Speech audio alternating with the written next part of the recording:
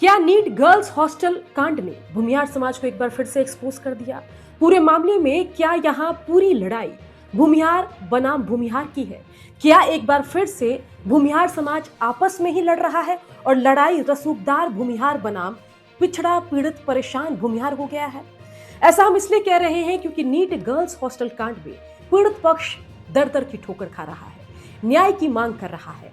वहीं अगर हम बात करें तो लड़ाई उसकी किससे है? पुलिस प्रशासन।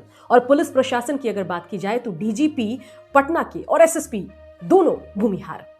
वैसे तो डीजीपी और एसएसपी की कोई जाति नहीं होती, लेकिन अगर जाति कोई फैक्टर है तो उन जाति देखना पड़ेगा, और दोनों ही भूमिहार समाज से आते हैं।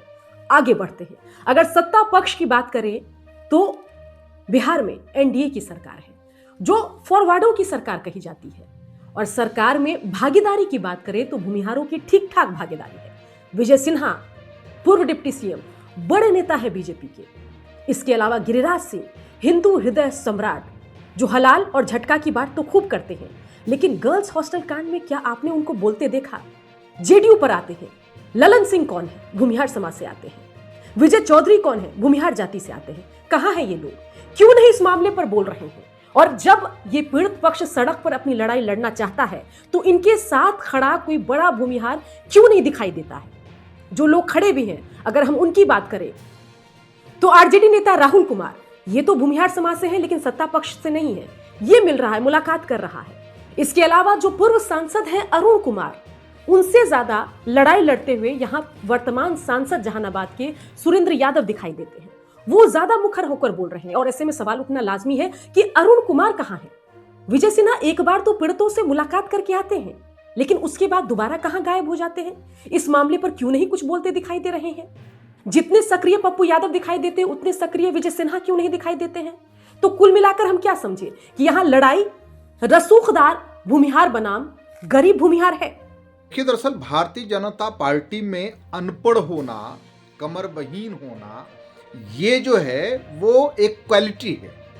जरा समझिए ना, रोज गिरिराज सिंह जी जो भारतीय जनता पार्टी के लीडर हैं और भारत सरकार में मंत्री हैं, हलाला पे बयान देते हैं, हिंदू मुस्लिम करते हैं, लेकिन उनकी ही बिरादरी की बच्ची जिसकी संदिग्ध परिस्थिति में मौत होती है, लेकिन एक शब्द भी उनके जुबान से नहीं निकलता है।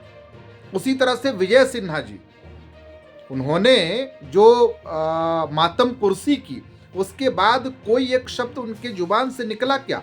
सत्ताधारी दल में लीड कर रही है जेडीयू, और वहां ललन सिंह जी कौन है? भूमिहार जाति से हैं। विजय चौधरी जी कौन है? भूमिहार जाति से हैं।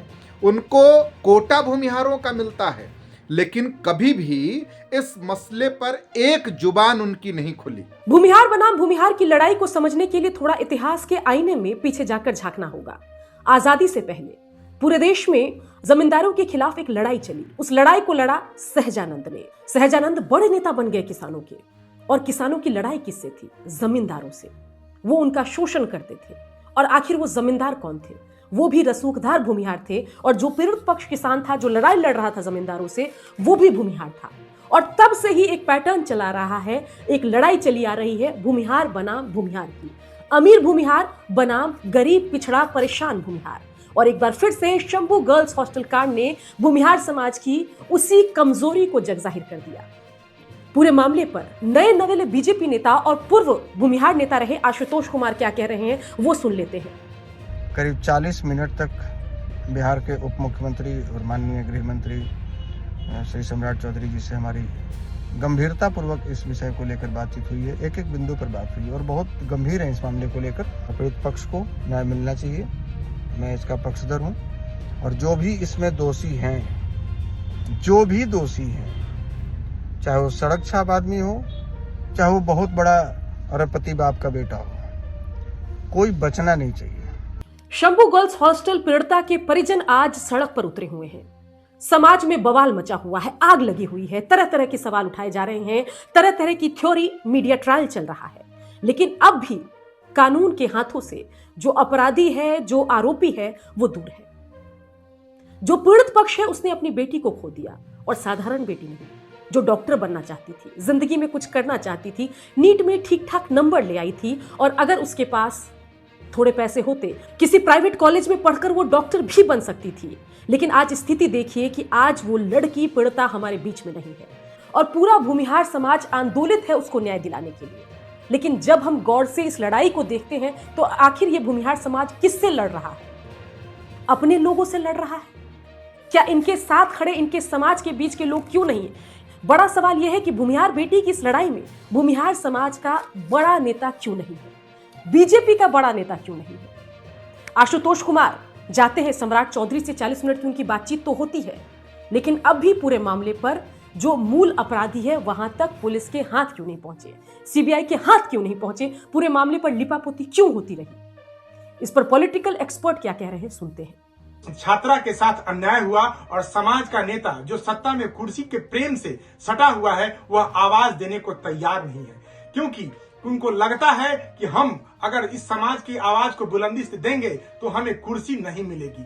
आखिर विजय सिन्हा, विजय चौधरी, ललन बाबू, गिरिराज सिंह, इनको क्या हो गया है? आखिर आप समाज के लोगों के लिए आप क्यों नहीं आवाज उठाने का काम कर रहे हैं? क्यों? कि वह निर्बल है? क्योंकि वह समाज के उस पायदान पर है जहां उसका अस्तित्व नहीं है? अरे वह आपके समाज की बेटी है, आपको सोचना चाहिए। लेकिन सत्ता के विरोध में रहने वाले लोग, अखिलेश सिंह, राहुल कुमार, शिवानी शुक्ला, मुन्ना शुक्ला की बेटी प्रखरता और मुखरता से उसकी आवाज बन रही है। अब सोचना आपको होगा कि भूमिहार क्या इसी प्रकार से चलता रहेगा?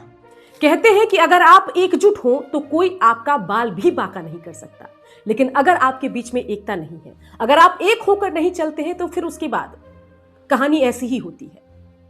पूरे मामले पर कांग्रेस नेता तो मानते हैं कि बीजेपी जेडीयू के जो भूमिहार नेता है वो रीढ़ विहीन है, उनमें क्षमता नहीं है कि पूरे मामले पर खुलकर बोल सके। सिर्फ टॉप लीडरशिप से जो कमांड मिलता है वही वो करते हैं, वही वो बोलते हैं, और इसलिए इस पूरे मामले पर घिघी बंधी हुई है, कुछ बोलते नहीं बन रहा है। इस पूरे मामले पर आपकी क्या राय है, कमेंट करके जरूर बताएं। और अगर आपको हमारी खबर अच्छी लगती है तो न्यूज़ एक्सप्लेन विद सुकन्या को लाइक, सब्सक्राइब करना ना भूलें।